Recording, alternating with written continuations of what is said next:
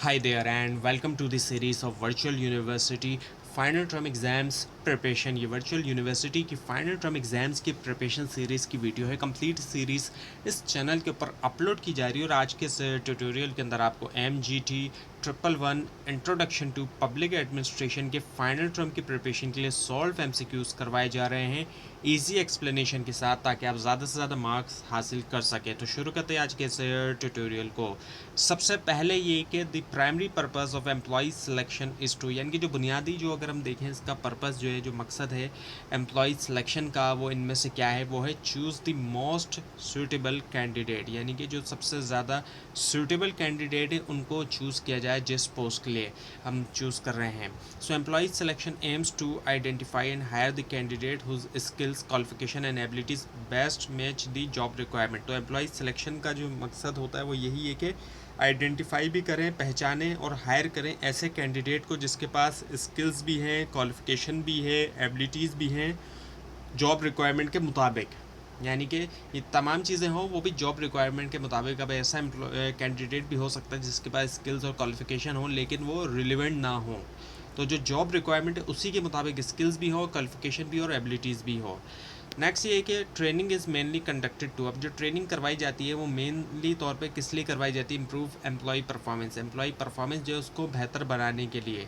So training enhances employ knowledge, skills and competence leading to better job performance. तो जो job चल रही है उसी जॉब के लिए ट्रेनिंग दी जाती है। इसके मुकाबले में हम डेवलपमेंट देखें तो डेवलपमेंट जो है वो फ्यूचर के लिए तैयार किया जाता है एम्प्लॉय को, लेकिन जो ट्रेनिंग होती है वो करंट जॉब के लिए उसको ट्रेन किया जा रहा होता है कि वो करंट जॉब के अंदर वो बेटर परफॉर्म कर सके। तो उसकी नॉलेज, स्किल्स और कॉम्पिटेंसेस इनको इम्प्रूव किया जाता है, इनको बढ़ाया जाता है और उसी से बेटर जॉब परफॉर्मेंस होती है। Next one is orientation training is provided to. Orientation training जो है, यानी कि ओरिएंटेशन जो वो दी जाती है वो किन को दी जाती है, न्यू एम्प्लॉयज़ को। बिल्कुल उसी तरीके से जिस तरह से कॉलेज और यूनिवर्सिटीज़ में ओरिएंटेशन दी जाती है तो इसी तरह से जॉब के अंदर भी जो वो ओरिएंटेशन दी जाती है। So orientation helps new employees understand organisational policies, culture and job responsibilities. और इसको देने का मकसद ये होता है कि समझ सकें एम्प्लॉयज़ जो है कि ऑर्गेनाइजेशन की पॉलिसीज़ क्या हैं, वहाँ का कल्चर क्या है, हर ऑर्गेनाइजेशन का अपना एक कल्चर भी होता है, और इसी तरह जॉब रिस्पॉन्सिबिलिटीज़ क्या है। Next one is selection follow. Selection जो है वो फॉलो करती है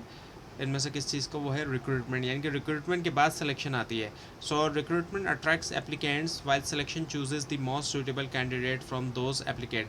तो रिक्रूटमेंट के ज़रिए तो एप्लीकेंट को अट्रैक्ट करके एक पूल बनाया जाता है और उस पूल में से फिर सिलेक्ट किया जाता है, चूज़ किया जाता है जो भी ज़्यादा सूटेबल कैंडिडेट होते हैं एप्लीकेंट्स में से और बेस्ट फिट होते हैं वो जॉब के लिए, जॉब के रिक्वायरमेंट के मुताबिक। नेक्स्ट ये है कि performance appraisal is use to. Performance appraisal का इस्तेमाल करते हुए इनमें से क्या किया जाता है, इवैल्यूएट एम्प्लॉय परफॉर्मेंस। जो एम्प्लॉय की परफॉर्मेंस है उसको इवैल्यूएट किया जाता है, एग्जामिन किया जाता है। So performance appraisal assesses how effectively employ perform their duties and responsibilities. तो अप्रेजल के ज़रिए असेस किया जाता है, देखा जाता है कि कैसे इफेक्टिवली तौर पर एम्प्लॉय जो वो परफॉर्म करते हैं अपनी ड्यूटीज़ को भी और रिस्पॉन्सिबिलिटीज़ को भी। Next one is a major purpose of performance appraisal is, एक जो मेजर पर्पस है परफॉर्मेंस अप्रेजल का वो अगर हम देखें वो क्या है, एम्प्लॉय डेवलपमेंट। इनके डेवलप किया जाए एम्प्लॉय को, एम्प्लॉय जो है वो वक्त के साथ डेवलप करे, ख़ुद को डेवलप हो वो। So appraisal identify strengths and weaknesses helping employ improve and grow professionally. तो अप्रेजल के ज़रिए क्या होगा कि आइडेंटिफाई किया जाएगा कि एम्प्लॉय की स्ट्रेंथ्स क्या क्या हैं, कौन से स्ट्रॉन्ग पॉइंट्स हैं, और वीकनेसेस क्या क्या हैं, वीक पॉइंट्स क्या क्या हैं, और उसी से जो वो मदद मिलती है एम्प्लॉय को कि वो इम्प्रूव कर सके और ग्रो हो, प्रोफेशनली तौर पे ग्रो हो, ताकि वो फ्यूचर के लिए किसी बड़ी पोस्ट के लिए वो तैयार हो सके। Next one is performance appraisal results are often use to for. Performance appraisal के रिजल्ट्स को हमेशा अक्सर जो है वो उनका इस्तेमाल किया जाता है इनमें से किसके लिए, ऑल ऑफ दीज, तमाम जितने भी ऑप्शन है इनके प्रमोशंस के लिए भी, ट्रेनिंग डिसीजंस के लिए भी, रिवार्ड देने के लिए भी। So appraisal outcome support decisions regarding promotions, rewards and employ training needs.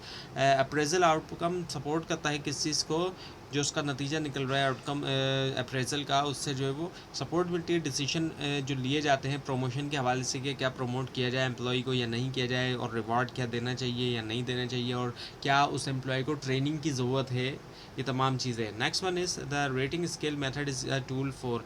Rating scale method एक टूल होता है, इसका इस्तेमाल किया जाता है इनमें से किसके लिए? परफॉर्मेंस एवेल्यूशन के लिए। So rating scales measure employ performance against specific criteria और स्टैंडर्ड। रेटिंग स्केल क्या करता है? मेजर करता है एम्प्लॉय की परफॉर्मेंस जो होती है ख़ास क्राइटेरिया या स्टैंडर्ड्स जो होते हैं उनके मुकाबले में। Next one is public organizations are primarily establish to. Public organizations को बुनियादी तौर पे जो है वो बनाया जाता है इनमें से किसके लिए? सर्व पब्लिक इंटरेस्ट जो है उसको सर्व करने के लिए। So public organisations focus on providing services and promoting the welfare of citizen. Public organisations क्या करती हैं? इनका जो फोकस होता है वो होता है कि सब सर्विसेज मुहैया करें और प्रमोट करें जो वेलफेयर होती है, फलाह होती है सिटीजन्स की, शहरियों की। Next one is public organizations are generally accountable to. अब ये जो है जनरली तौर पे अगर हम देखें जो पब्लिक ऑर्गेनाइजेशन अकाउंटेबल हैं इनमें से किसके लिए? सिटीजन्स जो होते हैं, जो शहरी हैं वो भी और गवर्नमेंट भी। So public organization must justify their action and performance to the public and government authorities. तो इसी वजह से अकाउंटेबल होने की वजह से शहरियों के लिए और गवर्नमेंट के लिए इन ऑर्गेनाइजेशन को अपने एक्शंस जो होते हैं उनको जस्टिफाई करना होगा कि जो भी एक्शन लिए हैं वो सही लिए हैं। तो इस चीज़ को जस्टिफाई करना होगा, जस्टिफिकेशन देना होगी, और जो भी परफॉर्मेंस है उसकी भी जस्टिफिकेशन देना होगी पब्लिक को भी और जो गवर्नमेंट की अथॉरिटीज़ हैं, जो गवर्नमेंट के ऑफिसर्स हैं जिनके पास जो ऑथोराइज हैं कि अकाउंटेबिलिटी करें इन ऑर्गेनाइजेशन की। Next one is public finance deals with. Public finance जो वो डील करती है इनमें से किसके साथ? Government revenues and expenditure. यानी कि पब्लिक की बात हो तो फिर गवर्नमेंट की भी बात होती है। तो गवर्नमेंट के जो रेवेन्यूज़ हैं, जो इनकम है और जो गवर्नमेंट के अखराजात हैं। So public finance studies how government collect revenues and allocate public fund. तो इसमें स्टडी किया जाता है कि कैसे गवर्नमेंट जो वो कलेक्ट करती है रेवेन्यूज़, जैसे कि टैक्स वगैरह से वो कलेक्ट कर रही होती है अपनी इनकम, और किस तरीके से वो एलोकेट करती है पब्लिक फंड्स, किस तरीके से फिर वो उन फंड्स को जो उसके पास रेवेन्यू के फॉर्म में आते हैं तो उनको किस तरीके से कहाँ किस काम के लिए कौन सा फ़ंड जो है वो एलोकेट किया जाएगा, इस तरीके से। Next one is taxes are the major source of. Taxes जो वो मेजर सोर्स होते हैं किसका? गवर्नमेंट रेवेन्यू का। जैसे कि पीछे भी आपको बताया गया था गवर्नमेंट रेवेन्यू के बारे में, जो गवर्नमेंट की इनकम होती है तो टैक्स जो है वो मेन सोर्स में से होता है। So taxes provide governments with the funds needed to deliver public services. Taxes से जो है वो क्या होता है कि गवर्नमेंट्स को वो फंड मिलते हैं जिसके ज़रिए गवर्नमेंट डिलीवर करती है पब्लिक सर्विसेज, पब्लिक को वो सर्विसेज मुहैया करती है। Next one is public expenditure means. Public expenditure का मतलब अगर हम देखें तो वो क्या होता है? गवर्नमेंट स्पेंडिंग, जो गवर्नमेंट स्पेंड कर रही है, खर्चा कर रही है। So public expenditure include all spending by government bodies on public services and development project. Public expenditure में तमाम वो स्पेंडिंग जो गवर्नमेंट कर रही होती है, गवर्नमेंट बॉडीज़ कर रही होती है, गवर्नमेंट के इदारे कर रहे होते हैं पब्लिक सर्विसेज के ऊपर भी, और जो डेवलपमेंट प्रोजेक्ट्स हैं, जो जिन प्रोजेक्ट्स के ऊपर काम चल रहा है, बनाया जा रहा है प्रोजेक्ट्स को। नेक्स्ट इज़ आप बजट क्या होता है? एक फाइनेंशियल प्लान होता है, एक प्लान होता है लेकिन ये एक फाइनेंशियल प्लान होता है। So budget estimates future income and expenditure for a specified period. Budget जो है वो एस्टिमेट करता है, इसमें एक अंदाज़ा लगाया जाता है कि कितना ही जो है वो फ्यूचर इनकम आएगी और कितने जो अखराजात होंगे, और ये एक ख़ास पीरियड के लिए होता है जैसे कि 1 साल के लिए। Next one is the public budget is prepared for. जो पब्लिक बजट आप देखते हैं ये बनाया जाता है किसके लिए? गवर्नमेंट ऑपरेशंस के लिए बनाया जाता है। So government prepare budgets to manage public revenues and expenditure. तो हर साल जो है वो गवर्नमेंट क्या करती है? बजट बनाती है ताकि मैनेज कर सके पब्लिक रेवेन्यू भी और जो एक्सपेंडिचर्स हैं उसको भी, जो भी इनकम आ रही है और जो अखराजात हैं। Next one is the budget cycle includes. Budget cycle हम देखें तो उसमें आ जाते हैं तमाम ऑप्शन, ऑल ऑफ दीज, यानी कि प्रिपरेशन, उसके अप्रूवल और उसकी execution. So budget process involve, सबसे पहले तो प्रिपेयर किया जाएगा, उसको तैयार किया जाएगा, फिर लेजिस्लेटिव उसकी अप्रूवल होगी, फिर उसकी इम्प्लीमेंटेशन होगी। जब अप्रूवल होने के बाद और इवेल्यूशन किया जाएगा, उसको एग्जामिन किया जाएगा। Next one is a deficit budget occurs when. Deficit budget कब आता है? व्हेन एक्सपेंडिचर एक्सीड्स रेवेन्यू, इनके खसारा जिसे हम कहते हैं। तो जब अखराजात ज़्यादा हो गए गवर्नमेंट के और आमदनी उसकी कम हो रही है तो वो बजट डेफिशिट होगा। So deficit budget indicates that government spending is greater than its income. और फिर ऐसे क्या होता है कि ये इस बात की तरफ इशारा देता है कि गवर्नमेंट की स्पेंडिंग ज़्यादा है इनकम के मुकाबले में, और ऐसी सूरत हाल में फिर गवर्नमेंट को जाना पड़ता है फाइनेंशियल इंस्टीट्यूशंस की तरफ, ऐसे इदारों की तरफ जाना पड़ता है जहाँ से गवर्नमेंट को जो है वो डेट मिल सके, कर्ज़ा मिल सके। और फिर वो डेट को पूरा करने के लिए क्या करती है? गवर्नमेंट टैक्स लगाती है, टैक्स जो है उनके अंदर इजाफा करती है। नेक्स्ट ये कि एनएफसी स्टैंड्स फॉर। एनएफसी की फुल फॉर्म अगर हम देखें तो वो क्या है? National finance commission. So NFC is the constitutional body responsible for distributing federal revenues among provinces in Pakistan. NFC यानी कि नेशनल फाइनेंस कमीशन जो होता है ये कॉन्स्टिट्यूशनल बॉडी है जो कि जिसकी ज़िम्मेदारी ये कि डिस्ट्रीब्यूट करे जो भी फेडरल रेवेन्यूज़ होते हैं, यानी कि जो वफाकी जो गवर्नमेंट है, हुकूमत है, उससे जो भी रेवेन्यू आ रहा है उसको डिस्ट्रीब्यूट करे प्रोविंसेस के दरमियान, जो सूबाई जो हुकूमतें हैं उनके दरमियान पाकिस्तान में।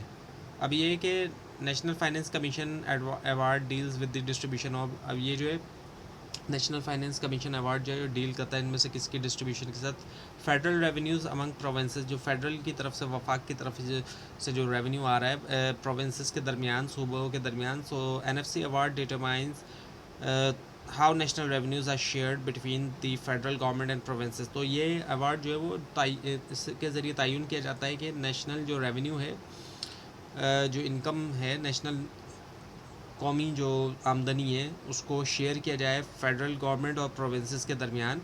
Next one is the NFC award in Pakistan is constituted under, जो NFC अवार्ड जो है पाकिस्तान के अंदर ये कॉन्स्टिट्यूट हुआ था इनमें से किसके अंदर, जो कॉन्स्टिट्यूशन ऑफ पाकिस्तान है, जो आइन है पाकिस्तान का। So the constitution provides the legal framework for the NFC and its function. जो आइन है वो मुहैया करता है लीगल फ्रेमवर्क भी NFC के लिए और इसकी फंक्शन के लिए भी। नेक्स्ट है कि administrative control ensures, administrative control जो है वो यकीनी बनाता है इनमें से किस चीज़ को, अकाउंटेबिलिटी को भी और जो एफिशिएंसी होती है। So administrative controls help organisations achieve objectives while maintaining accountability. Administrative control जो मदद करता है ऑर्गेनाइजेशन को कि वो हासिल करें जो भी उसके मकासद है, जबकि अकाउंटेबिलिटी को भी मेंटेन किया जाए, वो जस्टिफाई कर सके जो भी एक्शंस वगैरह है। नेक्स्ट ये कि control mechanisms are design to, control mechanism को डिज़ाइन किया गया इनमें से किसके लिए, मॉनिटर परफॉर्मेंस जो होती है उसको मॉनिटर करने के लिए, देखने के लिए। So control systems track activities and ensure they align with organizational goals. Control system जो वो एक तो नज़र रखते हैं एक्टिविटीज़ के ऊपर और यकीनी बनाते हैं कि वो ऑर्गेनाइजेशनल गोल, जो ऑर्गेनाइजेशन के गोल हैं उसी के मुताबिक हों। Next one is audit is the examination of, audit जो है वो एग्जामिनेशन है इनमें से किस चीज़ की, फाइनेंशियल रिकॉर्ड्स की, क्योंकि जो फाइनेंशियल रिकॉर्ड्स वगैरह होते हैं उसी को ही जो है वो एग्जामिन किया जाता है, फाइनेंशियल स्टेटमेंट्स वगैरह होते हैं। So audit verifies the accuracy and reliability of financial information. तो ऑडिट के ज़रिए जो है वो वेरीफाई भी किया जाता है, देखा जाता है, और जो एक्यूरेसी है, एक तो ये कि सही होना और रिलायबिलिटी का होना, ये दोनों चीज़ें हैं फाइनेंशियल इन्फॉर्मेशन का। अब नेक्स्ट ये कि the purpose of auditing is to ensure, auditing का अगर हम जो पर्पस है वो देखें तो वो यकीनी बनाना होता है इनमें से क्या, एक्यूरेसी भी और अकाउंटेबिलिटी भी। So audits help detect errors and ensure proper use of resources. Audit के ज़रिए एक तो एरर जो होता है उसको भी पकड़ा जाता है और इस बात को यकीनी बनाया जाता है कि जो भी ज़राए हैं, रिसोर्सेज वगैरह है, वो उनका प्रॉपर इस्तेमाल किया जाए, ऐसा ना हो कि उनको ज़ाया किया जाए। So internal audit is conducted by, internal audit भी होता है तो इसको कौन करता है, सो ऑर्गेनाइजेशन इटसेल्फ, अंदर के ही लोग होते हैं। So internal auditors are employees who evaluate organisational operations and control, ये एम्प्लॉयज़ ही होते हैं जो कि एग्जामिन करते हैं ऑर्गेनाइजेशनल ऑपरेशंस भी और कंट्रोल्स भी। Next one is external audit, audit is generally conducted by, और एक्सटर्नल ऑडिट आमतौर पर कौन करता है, इंडिपेंडेंट ऑडिटर्स करते हैं। So external auditors provide an unbiased assessment of financial statement. External auditors क्या करते हैं, मुहैया करते हैं जो अनबाइस्ड असेसमेंट होती है फाइनेंशियल स्टेटमेंट्स की। नेक्स्ट ये कि मोटिवेशन रेफर्स टू, मोटिवेशन से मुराद अगर हम देखें वो क्या है, फोर्सेस दैट ड्राइव बिहेवियर, वो फोर्सेस, वो क़ुव्वतें जिससे बिहेवियर आता है, बिहेवियर हम देखते हैं उसमें फ़र्क पड़ता है। So motivation encourages individuals to act toward achieving specific goal. तो मोटिवेशन की वजह से इनकरेज होता जाता है इंडिविजुअल के वो एक्ट करे इस तरीके से कि अचीव करे ख़ास गोल, और वो जिस गोल के लिए मोटिवेट होगा तो उसी गोल की तरफ वो जाएगा फिर।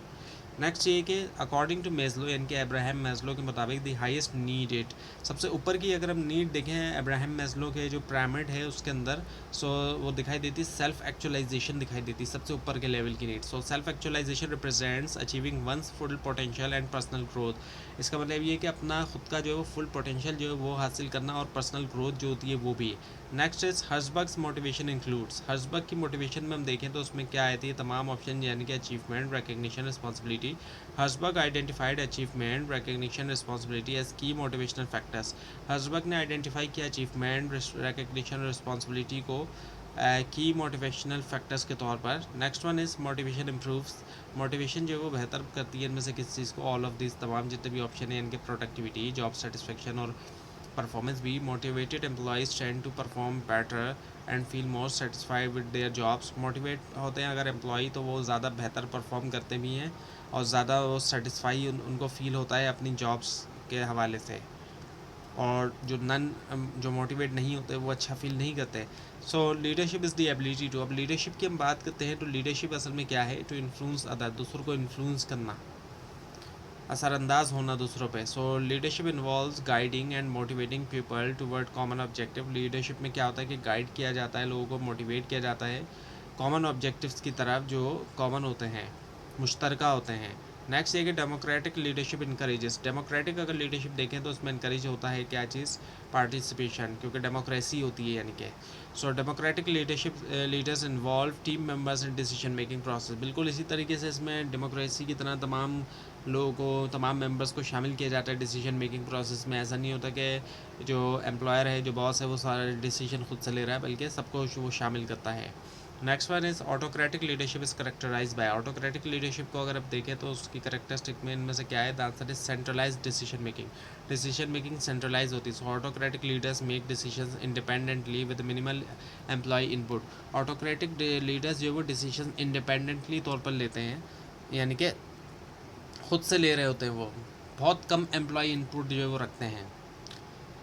नेक्स्ट ये कि effective leaders generally possess, effective जो लीडर होते हैं वो आमतौर पे उनके पास क्या चीज़ें होती हैं, तमाम जितने भी ऑल ऑफ दीज हैं, यानी कि कम्युनिकेशन स्किल्स भी है, विजन भी है, इंटीग्रिटी भी है। So successful leaders combine communication, vision, integrity and other leadership qualities. जो कामयाब लीडर है उनमें हम देखते हैं तो कम्युनिकेशन भी है, बेहतर वो कम्युनिकेट करते हैं, अपना पैगाम जो है वो इस तरीके से पहुंचाते हैं वो कि दूसरों को समझ में आता है अच्छी तरीके से। इसके अलावा उनका एक विजन होता है, वो आगे का देखते हैं, इंटीग्रिटी भी होती है और दूसरी भी क्वालिटीज़ होती हैं उनके अंदर लीडरशिप की। अब नेक्स्ट ये कि team is a group of people working toward, अब टीम भी जो है वो एक तरह का ग्रुप ही होता है, लेकिन ऐसा ग्रुप होता है कि लोग काम कर रहे हैं किसकी तरफ, कॉमन गोल्स की तरफ। जैसे कि स्पोर्ट के अंदर हम देखते हैं क्रिकेट टीम है तो क्या है, कॉमन गोल होते हैं उनके, जैसे कि मैच जीतना है, वर्ल्ड कप जीतना है। So team member collaborate to achieve shared objective, team members आपस में कोलैबोरेट करते हैं, कोलैबोरेशन होती है ताकि शेयर्ड ऑब्जेक्टिव्स, उन सबके एक जैसे ऑब्जेक्टिव्स होते हैं। नेक्स्ट है कि team work promotes, team work जो है वो प्रमोट करती है किस चीज़ को, कॉपरेशन, आपस में मिल के काम होता है। So effective team work encourages collaboration and mutual support, जितनी ज़्यादा इफेक्टिव होगी टीम वर्क उतना ही ज़्यादा उससे क्या होगा, कोलैबोरेशन होगी, आपस में एक दूसरे को सपोर्ट करेंगे। Next one is team effectiveness depends on, team की जो इफेक्टिवनेस है वो डिपेंड करती है किसके ऊपर, ऑल ऑफ दीज तमाम जितने भी ऑप्शन हैं, यानी कि communication, trust and coordination. So strong communication, trust and coordination are essential for team successful teams.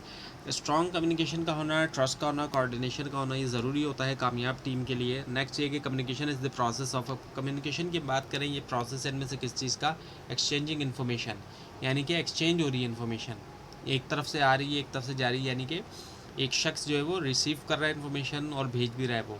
So communication involve sending end receiving messages between individuals और ग्रुप्स, तो क्या हो रहा है कि इंडिविजुअल्स या फिर ग्रुप्स जो है आपस में एक दूसरे को मैसेजेस जो है वो भेज भी रहे हैं और रिसीव भी कर रहे हैं वो। अब ये आमने सामने भी हो सकती है या फिर दूर भी हो सकते हैं। नेक्स्ट ये कि communication process begins with, communication process की शुरुआत हम देखें तो सेंडर के साथ होती है जो कि मैसेज भेजने वाला है। Sender initiates communication by creating and transmitting a message, sender जो है वो शुरुआत करता है कम्युनिकेशन मैसेज को बनाकर और उसको ट्रांसमिट करते हुए। नेक्स्ट ये कि feedback is important because it, feedback अहम है क्योंकि ये क्या करता है, कन्फर्म्स अंडरस्टैंडिंग, ये कन्फर्म करता है कि अंडरस्टैंडिंग हुई है, इनके समझ में आया message. So feedback shows whether the message has been received and understood correctly, feedback जो है वो शो करता है कि क्या मैसेज जो है वो रिसीव किया गया और उसको सही तरीके से समझा गया है। Next one is noise in communication refers to, noise जब आती है कम्युनिकेशन में उससे मुराद क्या होता है, बैरियर्स दैट डिस्टॉर्ट मैसेजेस, वो बैरियर्स जो कि मैसेज को ख़राब कर देते हैं उसको हम नॉइस कहते हैं। So noise includes anything that interferes with effective communication, noise से मुराद तमाम वो चीज़ें आ जाती हैं जो कि इंटरफेयर करते हैं इफेक्टिव कम्युनिकेशन में और उसको ख़राब कर देते हैं। नेक्स्ट ये है कि district administration is responsible for, district administration जो है वो रिस्पॉन्सिबल है इनमें से किसके लिए, लोकल गवर्नेंस के लिए। सो district administration manages local government functions and public services, district administration जो है वो मैनेज करती है लोकल गवर्नमेंट फंक्शंस भी और पब्लिक सर्विसेज भी। Next one is the deputy commissioner traditionally played a की रोल इन, डेप्यूटी कमिश्नर जो वो ट्रेडिशनली तौर पे हम देखें तो वो एक की रोल प्ले करता है इनमें से किसके अंदर, डिस्ट्रिक्ट एडमिनिस्ट्रेशन के अंदर। So the deputy commissioner overseas administrative affairs at the district level, तो डेप्यूटी कमिश्नर क्या करता है, देखता है जो भी एडमिनिस्ट्रेटिव अफेयर्स होते हैं वो भी डिस्ट्रिक्ट लेवल्स के ऊपर। Next one is devolution refers to, devolution से मुराद इनमें से क्या है, transfer of powers to local government, इनके पावर ट्रांसफ़र होना लोकल गवर्नमेंट्स तक। So devolution shifts authority and responsibilities from central government to local bodies, devolution के ज़रिए अथॉरिटीज़ को शिफ्ट किया जाता है और रिस्पॉन्सिबिलिटीज़ भी सेंट्रल गवर्नमेंट से लेकर जो भी लोकल बॉडीज़ होती है, जो लोकल गवर्नमेंट वगैरह होती है। नेक्स्ट ये है the main objective of devolution is, जो मेन ऑब्जेक्टिव है डेवोल्यूशन का वो इनमें से क्या है, वो है grass root participation, grass roots यानी कि नीचे के जो लेवल है उसकी भी पार्टिसिपेशन का होना। So devolution enables citizens to participate more directly in local government, तो इससे सिटीज़न जो शहरी होते हैं वो भी पार्टिसिपेट करते हैं डायरेक्टली तौर पर लोकल गवर्नेंस के अंदर। ना political reforms generally aim to, political reform जो होते हैं उनका आमतौर पर मकसद क्या है, वो है इम्प्रूव गवर्नेंस, गवर्नेंस को बेहतर बनाना। So political reform seeks to enhance efficiency accountability and public participation, political reform के ज़रिए क्या किया जाता है, बढ़ाया जाता है एफिशिएंसी, एफिशिएंसी ये कि ज़्यादा से ज़्यादा बेहतर काम किया जाए कम से कम वक्त में, और ज़्यादा से ज़्यादा काम भी हो और बेहतर से बेहतर काम भी हो, और अकाउंटेबिलिटी होना यानी कि जस्टिफिकेशन होना जो कुछ किया जा रहा है उसकी, और पब्लिक की भी पार्टिसिपेशन होना, पब्लिक खुद जो है वो पार्टिसिपेट करे। नेक्स्ट ये कि new public management emphasise, new public management जो है वो एम्फेसाइज करती है इनमें से किस चीज़ के ऊपर, एफिशिएंसी के ऊपर भी और जो नताइज हैं उसके ऊपर भी। सो new public management focuses on performance customer service and efficient public sector management, तो इसका फोकस होता है परफॉर्मेंस के ऊपर भी, कस्टमर सर्विस जो और जो एफिशिएंट पब्लिक सेक्टर मैनेजमेंट है। नेक्स्ट ये कि new public management borrows management practices from, और इसमें जो है वो बोरो किया जाता है मैनेजमेंट प्रैक्टिस को कहाँ से, प्राइवेट सेक्टर जो होते हैं वहाँ से। So new public management applies private sector techniques to improve public sector performance, क्योंकि हम देखते हैं कि मुख्तलिफ प्राइवेट सेक्टर्स हैं, कई सारे प्राइवेट इदारे मौजूद हैं, तो हर किसी के पास हमें कोई ना कोई अलग टेक्निक दिखाई दे रही होती है, कुछ दिखाई देता है अलग, तो उनको क्या कह रहे हैं, उनसे टेक्निक ली जाए और उसको अप्लाई किया जाए पब्लिक सेक्टर के ऊपर ताकि बेहतर परफॉर्मेंस की जा सके। नेक्स्ट ये कि managerial reforms focus on, managerial reforms का फोकस इनमें से क्या है, ऑल ऑफ दीज तमाम जितने भी ऑप्शन हैं यानी कि परफॉर्मेंस इंप्रूवमेंट, अकाउंटेबिलिटी और सर्विस डिलीवरी।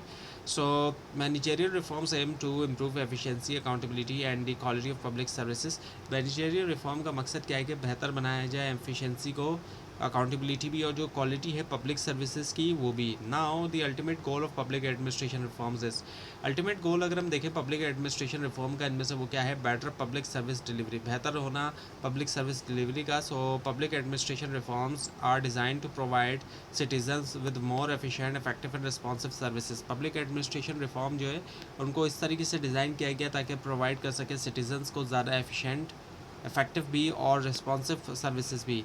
तो ये था आज का लेसन, आज का ट्यूटोरियल। आपको इस बारे में कोई क्वेश्चन खास तौर पर इसमें कोई मिस्टेक दिखाई तो ज़रूर हाईलाइट कीजिए, और इस पूरी सीरीज़ को देखने के लिए और फाइनल टर्म एग्जाम्स की प्रिपरेशन के लिए इस चैनल को सब्सक्राइब कीजिए, बेल आइकन के ऊपर क्लिक कीजिए। Thanks for watching this video and best of luck for your exams.